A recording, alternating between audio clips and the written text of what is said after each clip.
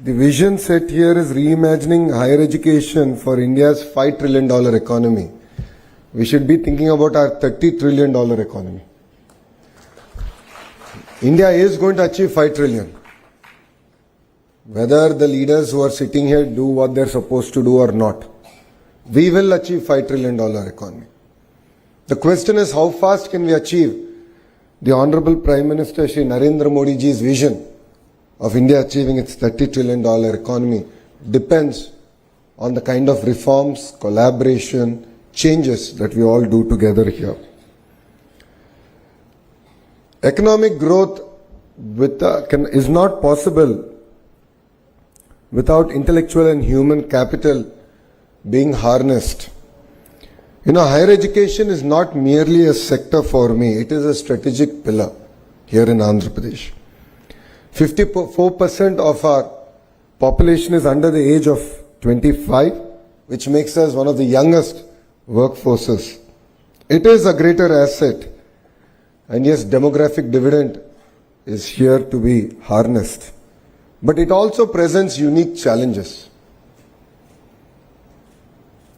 The challenges is in terms of our employability, in terms of our ability to adapt to the changes that the world is going through. Only 34% of India's working age population has received a formal training. This is compared to 96% in South Korea, 80% in Japan, and 75% in Germany. The recent economic survey stated that only 51% of our graduates are employable. 51%. There is a big mismatch of what we teach and what the market demands. To be fair, in our current higher educational institutions, we are not able to provide any gainful employment even after 3 to 4 years of formal training. Whilst youngsters go to Amirpet and within 4 to 6 months of training, they're able to find a job. So I truly believe that fundamental transformation, not correction, transformation is required in higher education. We must move from degree acquisition to skill activation. We can draw a lot of examples from across the world.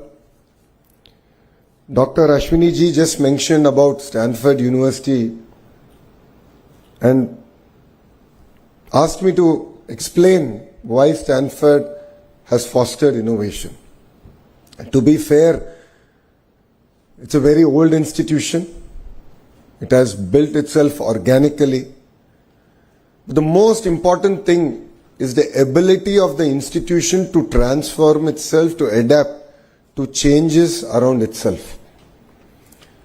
And when I went to Stanford, I was part of the old curriculum at the Graduate School of Business. I was literally the last batch of the old curriculum. And Brahmni, my wife, is also Stanford MBA. She was part of the new curriculum. And there's so much of sea change between the curriculum, the approach, that even universities have to start transforming themselves. Otherwise, they become irrelevant. Professor Ratnaji just mentioned about public universities. So that is my concern. Public universities also should transform themselves. They should be led by best in industry to drive changes. Only then will they also be relevant in higher education.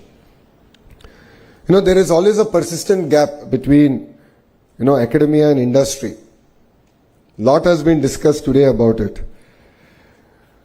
But it's very, very important that we accelerate reforms. So APSHI, Vice Chair, is here. All the thought leaders are here in this room. What is important is pace, speed at which we bring in the change. We must accelerate reforms through dynamic curriculum updates, structured internships, mentor and career guidance ecosystem, and faculty immersion programs. This is not merely a luxury, this is need of the hour, this is necessity for India.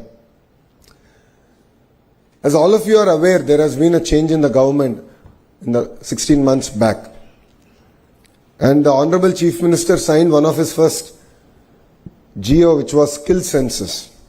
And the idea was, how do you assess the citizens across various traits? And then what kind of skill intervention we should provide?